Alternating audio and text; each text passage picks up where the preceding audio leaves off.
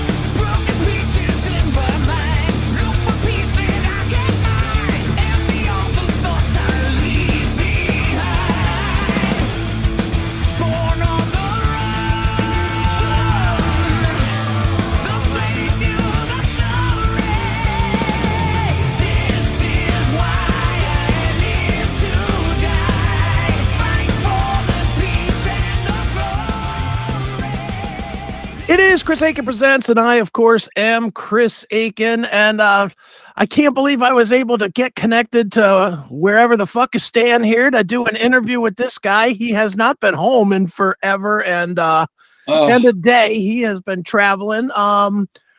He's the world's busiest musician. I will say that. It's either him, Jeff Scott Soto, or David Ellefson, and I think it's pretty much him right now. He's got three bands that you do know: Crush 40, Axel Rudi Pell, and Hardline. And because he had an extra 30 seconds of time somewhere, he went and formed a fourth band that started another album and another band and another project, simply known as Enemy Eyes. And here to share all about Enemy Eyes and the new release, History's Hand, is the one, the only Mr. Johnny Gioeli. Johnny, how are you, man? Chris, I'm great, brother. How you doing, man? That was a hell of an intro. Well, dude, I'm exhausted. I'm exhausted just hearing that. I've been practicing for months. It's like I can't ever get you on the phone. Bro, I'm telling you, man, it's been insane.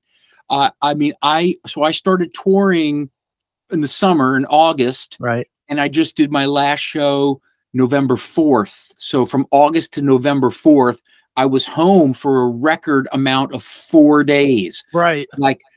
I couldn't even warm the seat with my ass in my house before I had to get up and pack a suitcase and go again. So anyway, I'm finally home, and I'm home for a few months, and I still have such an unbelievable schedule, doing another album with Axel Rudi Pell next month. Wow. I've got we're starting on writing production for a Hardline album, but the most exciting thing to happen to me since 1992 with the old Double Eclipse album is this new album, Enemy Eyes, History's Hand. Brother, this is one of my favorite creations. Just love the process of making it. I love the music. I never listened to myself, bro. Right. I hate that. Mm-hmm. This album's been in my ears every day on my runs, and just digging it. No question. Well, yeah, and you know the interesting thing, this is one that I'll give you much credit for over a lot of guys that do a lot of projects. A lot of guys that do a lot of projects, the projects all sort of sound the same. You know, they just do. And you have a pretty distinguishable voice. I mean, your voice is going to sound like you no matter what you do. But musically, this explores areas that I think the other three bands just don't touch. I mean, that is the uniqueness of this, is that you found a style that I don't know if it's because you loved it and just never did it, or, well, you tell me why did you find that style? So you nailed it, bro. So this has been like the piece of the puzzle that I've always wanted to snap into the full puzzle. Okay. And it's something that's been on my creative wish list my entire career. I mean, when I came up, I was listening to, Dio, I was listening to Ozzy, I was listening to Sabbath, and, stuff like that. And I've always wanted to do a heavy album. Right. And it's always been in me. I just never got serious about it. And it wasn't until Serafino, owner of Frontiers Records, and Alessandro and I got together because, we all love the metal, even though it's a Sure. melodic label. We love the metal stuff. And I see what's going on in Europe with the metal festivals, and every time Hardline plays, we play harder and harder. Right. And it's just one of those things. But I've always wanted to do this for a number of reasons. You know, the most important reason is creatively, and this is something that a lot of people will, hopefully they'll understand. When we made this record, when I recorded these vocals, they went from the paper to the microphone. Right. So there was no like, oh, I'm going to write this and then I'm going to sing a demo. And what you hear is first take. Wow. That's what I wrote on the paper. Here they are. Right. What I wrote on the paper, and that's what went onto the microphone. And there was no going back like, oh, I'm going to re-sing that. And no, what you hear is the authentic, real paper to microphone. Right. And it was an amazing experience, man. An amazing creative experience. Sure. And you know, one of the things that is very different from most artists, and I know this, I probably nobody else that you're talking to knows this. These songs are new, like really new, even right now. Like, I mean, I think you only recorded them, what, 3-4 months ago, right? Right. Yeah, they are new. We didn't have any specific agenda like, hey, you know, let's make it sound like a Breaking Benjamin, Architects, Sure. Five Finger Death Punch. Nothing. We're like, we want to make something heavy and we want to make it us, and hopefully it'll work, you know, with like people will dig it. And that's what came out. We let music inspire lyrics, which inspired melody. And that's it. There was no plan like, okay, the production needs to sound like this. We need an electronic something to do that. No, we're like, let's make a heavy album. Right. And I came up with Enemy Eyes. I don't know how. I don't really focus on that kind of shit. But you know, so the band name, there's no real significance behind like, oh, it was, you know, when I was 14 years old, I thought, no, it just came out. Everything just kind of happened, man, which is a great way, that spontaneous, you know, creation, you know, I love that. Right on, man. Well, dude, you mentioned Alessandro, and let's be honest, we're joking about you being the busiest guy in the world. He's the busiest guy in the world. I mean, there's no question how busy this guy is. And you know, obviously you've worked with him on a zillion things, but you work with him full time with Hardline. So how do you guys differentiate new music when you have a working relationship in a certain style of music? Yeah, it's a great question. So first, you know, Ale and I are like the Steven Tyler, Joe Perry culture, you know, chemistry. So whatever we decide we're going to do together, we know how each other thinks. That's number one. That's the most important part. So Alessandro and I got together on this, and just he is the busiest man. Let's clarify that. So it was a few years ago, quite a few years ago, someone came to me and said, hey man, you got like 80 something albums out. So I went to my Wikipedia and I started counting. I went, oh, wait, but they forgot this record. They forgot. And I start editing my own Wikipedia. Right. Then I started counting and I realized it was 99 albums. Right. And Enemy Eyes made 100. Nice. So then I got with Alessandro, we started counting and we stopped because he was like over 300 albums. I mean, you know, he is like the Mutt Lange of today. And a lot of people go, oh my God, he's involved in so much stuff. I mean, back in the day, would you tell Mutt Lange, okay, that's enough, you're doing too many records? I mean, what the hell? It's ridiculous. But Alessandro is definitely the busiest guy in music. Sure. But we just have this chemistry, bro, that we can sort of just put different hats on creatively. And that's basically, you know, we got together on this and said, let's go heavy, because I've always wanted to do this. And then, you know, in January, we start writing production for Hardline, and we know what Hardline is about, and we can sort of just conform to it. And it's true to us. Sure. It's just kind of like, okay, it's time to switch the hat. Now we do this. But I've always wanted to do this heavy album because I see it live. I can visualize it. Right. And Is that not going to be hard though to go the other way to make this blistering record and then go back to kind of ballads and AOR style rock? Well, it's a good question. I don't know if I'm going to go back. Okay.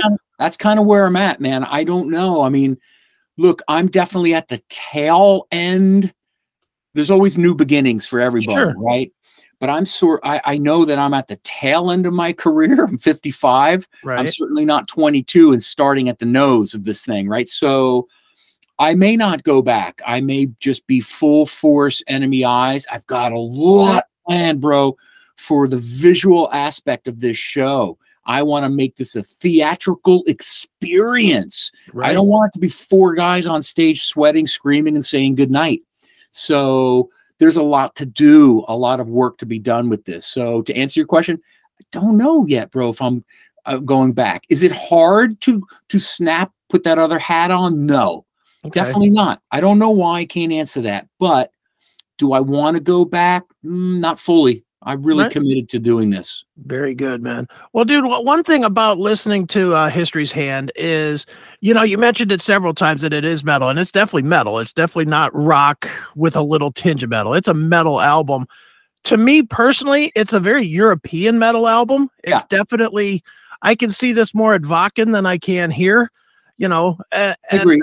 And why did you choose that specific style versus one of the more trendy modern American sub styles? Is it just your voice, or? Well, no, I mean, so you nailed it. First of all, that is an accurate statement, 100%. I think I mentally play into that European market because that's what I live, man. I'm there. I'm there, you know, 10 more months than here. Yeah. More than I'm here. Exactly. Right. And so I think mentally that has some effect on the outcome of the music. But I think that's probably it. Okay. But again, bro, I didn't have any specific requirements to making this. It just kind of came out the way it came out. Like I wasn't thinking like, hey, I want this to sound like we need to put some digital shit in like Pop Evil. Right. I love that stuff, man. I love it. I love that sound, but just didn't come out that way. It had to come out the way it came out. Right. You know? Well, so, it definitely came out very European and very powerful. And we will definitely we'll dig into the record here in a minute. But I figured, Johnny, the best thing to do right here is, since we're talking a lot about it, why don't we give people a taste of what you've done here? Yeah, man. You've got this video for History's Hand. Is one of the first tunes that you shared with everybody. Tell us a little bit about this song to lead us into the video. Yeah, History's Hand. So it's a pretty simple concept, bro. Every second that goes by becomes obviously our history, and there's shit we're proud of and there's shit we're not proud of. And so the video and the song kind of takes you through the elements of history and kind of reconfirming that we are responsible for it. And that would lead you into the video. You'll see when you check out the video, people, you'll see that this little Diego kid is he's scavenging, hunting, and he sees pieces of history that he's not so proud of to see and recognize. So it's a powerful visual and a song that takes on a lot of different flavors of music. Excellent. Well, let's check it out right now. This is History's Hand. It's new stuff from Enemy Eyes right here on Chris Akin Presents.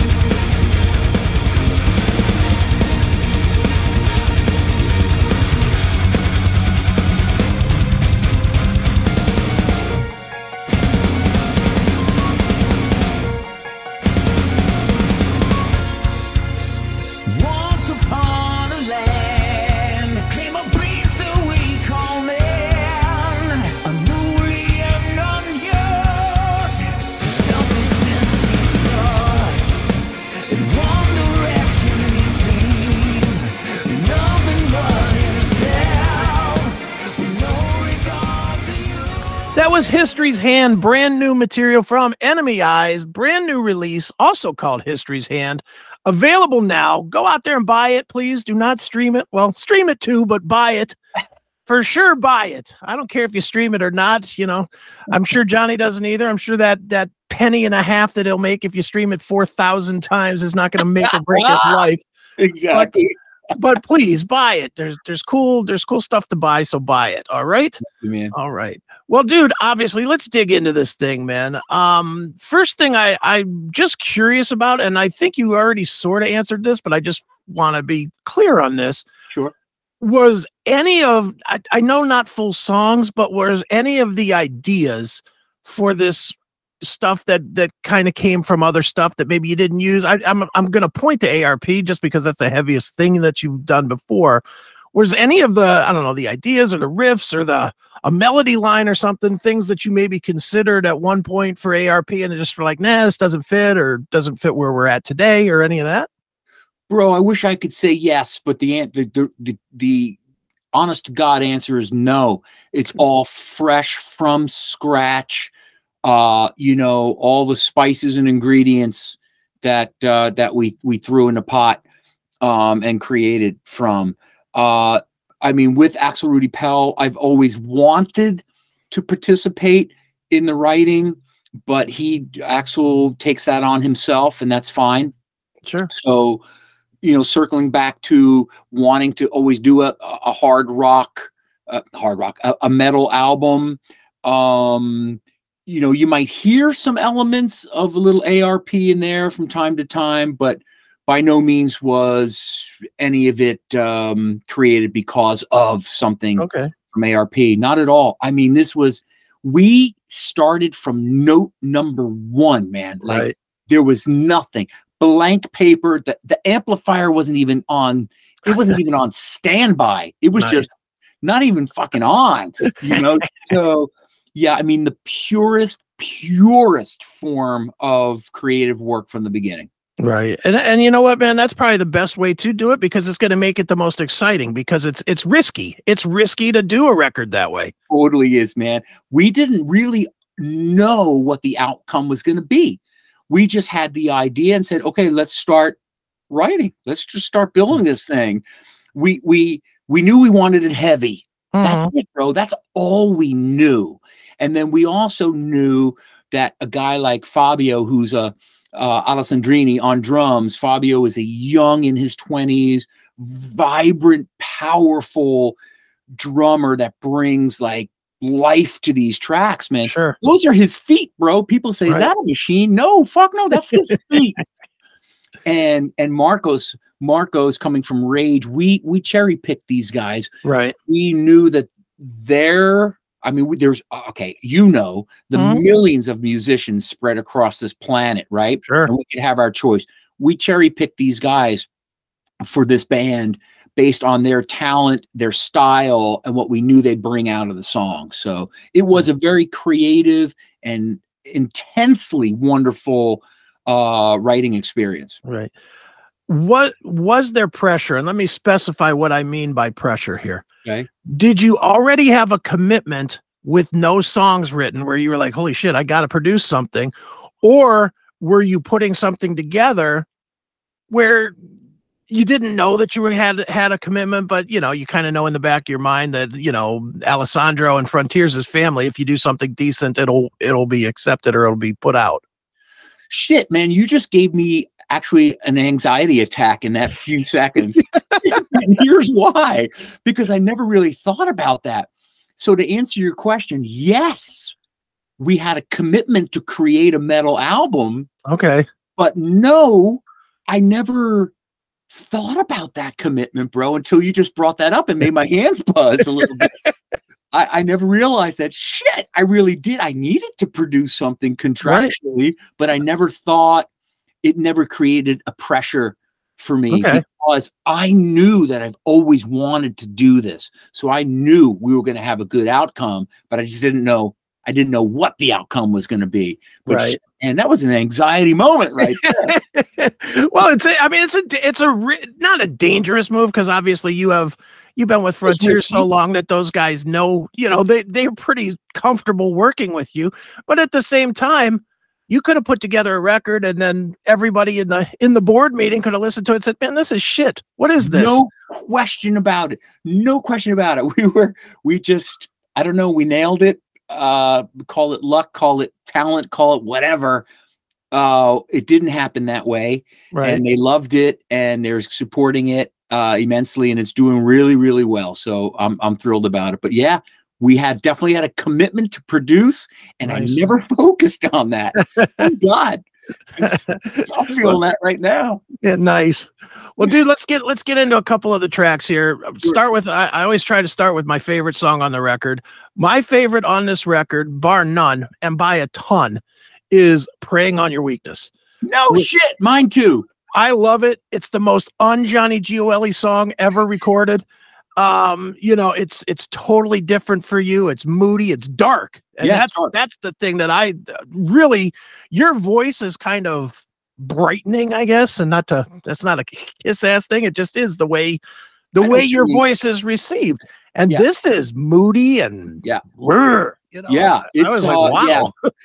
Yep. Fear for your life as it touches your skin. Feel it as it burns from within. A taste of the real life. The flavors of sin. Welcome to the house you're in. Yeah. I mean, there's so many people that can relate to being just feeling overwhelmed and something just preying on you constantly, no matter what that is. And that's what this song is all about.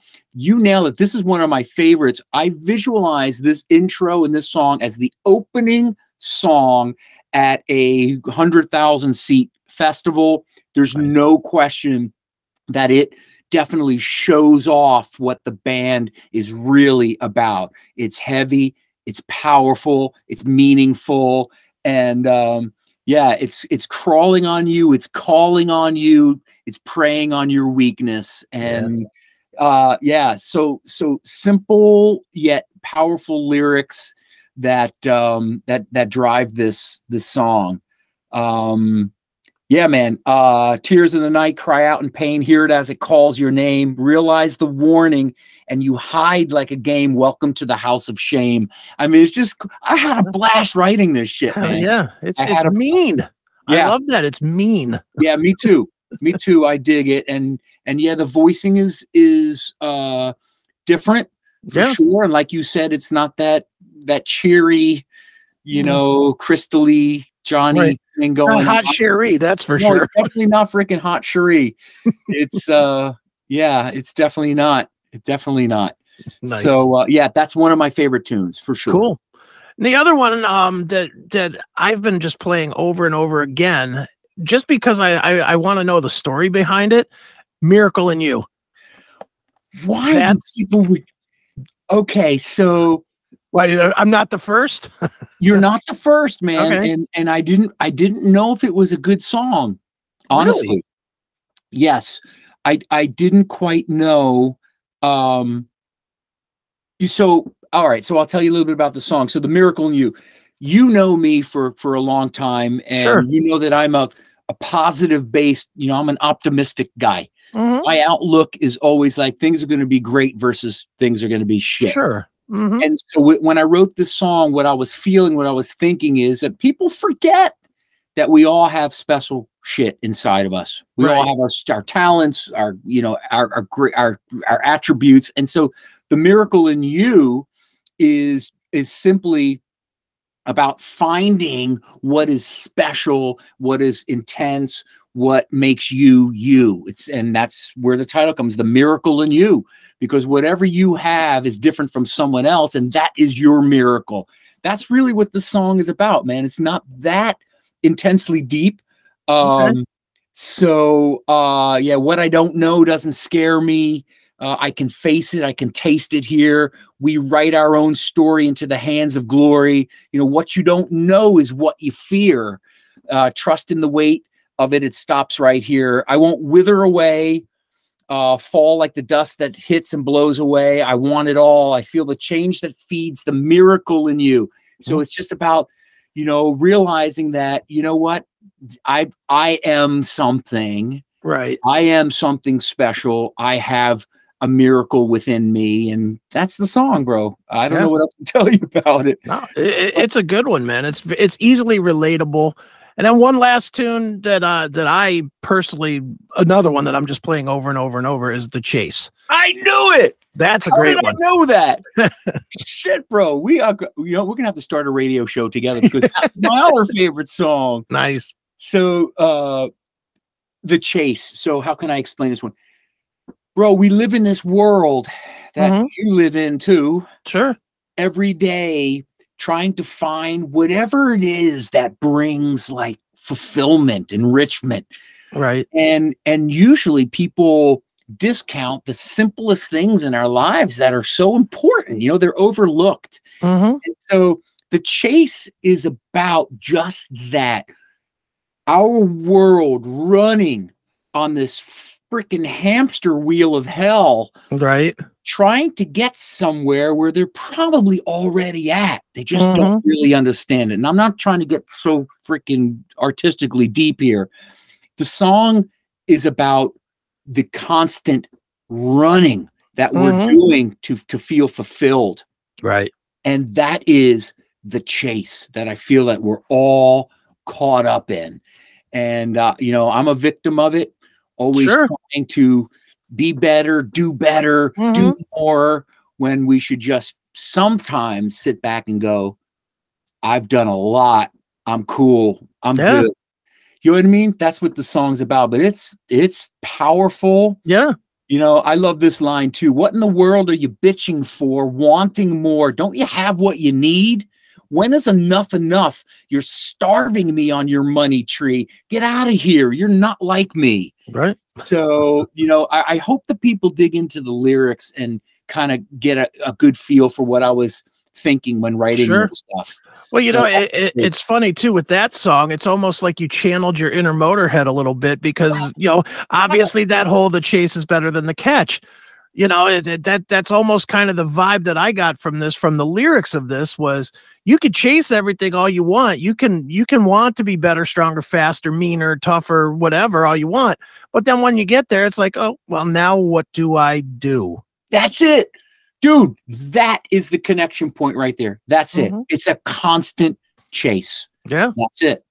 Exactly right. One of my favorites. You nailed him. The only one you didn't nail was The Miracle in You. I didn't quite. I'm glad that connected with you because I listened to it and it's, you know, sonically cool and everything. I don't know if I really got it across. You know, musicians are weird that way. We just never quite satisfied. Well, that's it. And I'd imagine, you know, 5 months later, you'd re-record it a whole different way as well. So have you done this before? I've done an interview or two. I know a couple musicians. That's exactly the way we think. Well, Johnny, you obviously mentioned touring, you know, which is great to me that it's at least in your head to find a way to make time to do this.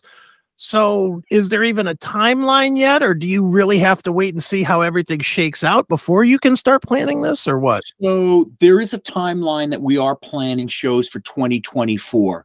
The reason not 2023 is because we're still impacted by COVID and shows being pushed forward. And I only see Enemy Eyes on big stages. Okay. I mean, it's easy for a musician to say, I only see us on big stages. But what I'm planning is very, very visual, and it will demand a big stage to have characterizations and props and things like that.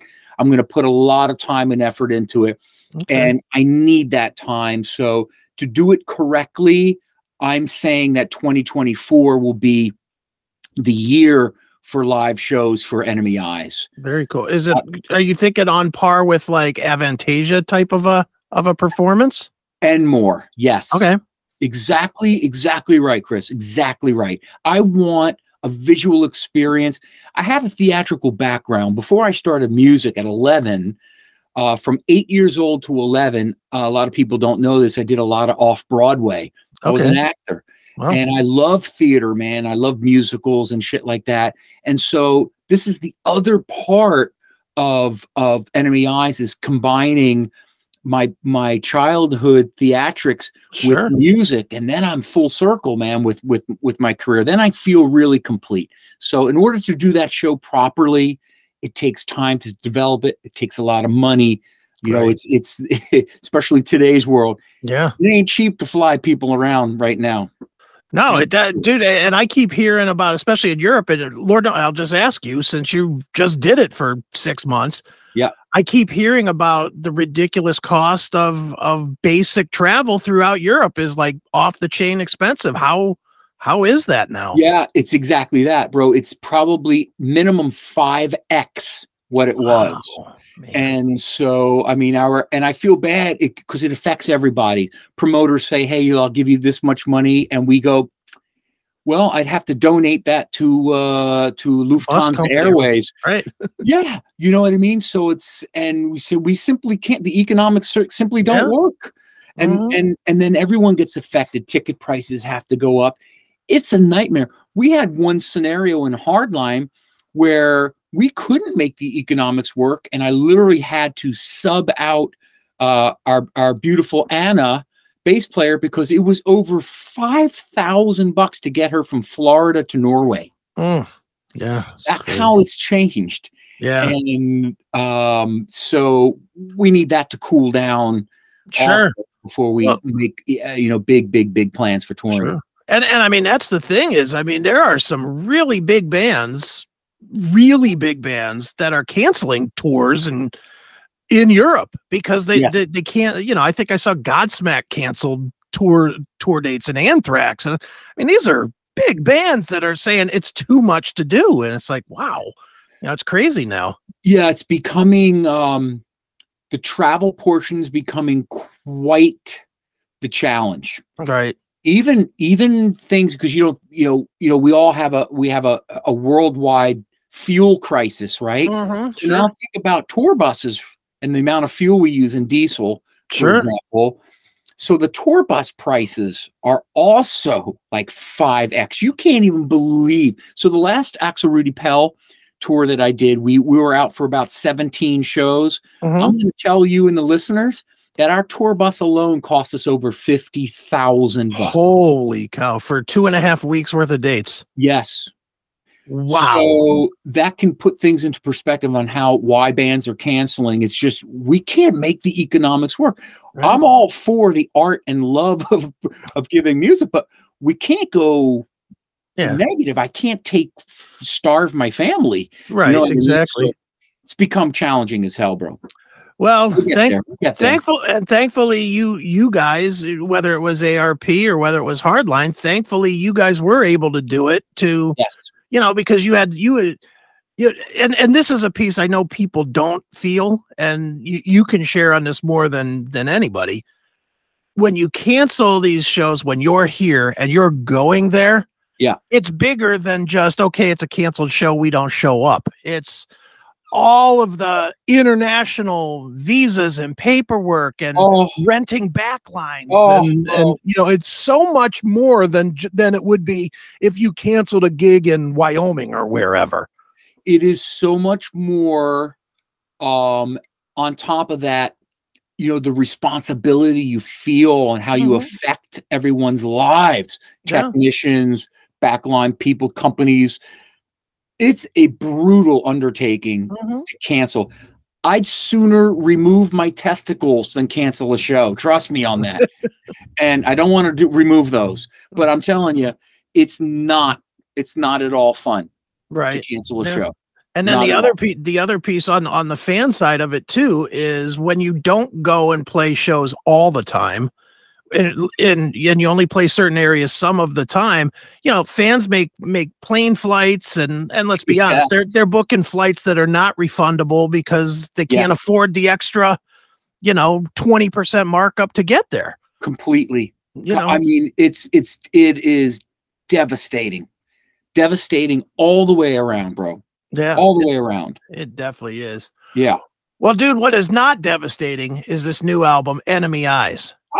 History's Hand. It is fantastic. People should definitely check it out. And where should we tell people to go to keep up with Enemy Eyes are you, or tour dates and all your stuff, or what? You know, we're Enemy Eyes is on all the normal platforms, Instagram, Facebook. We're there. You just put it in the search, Enemy Eyes, we're coming up.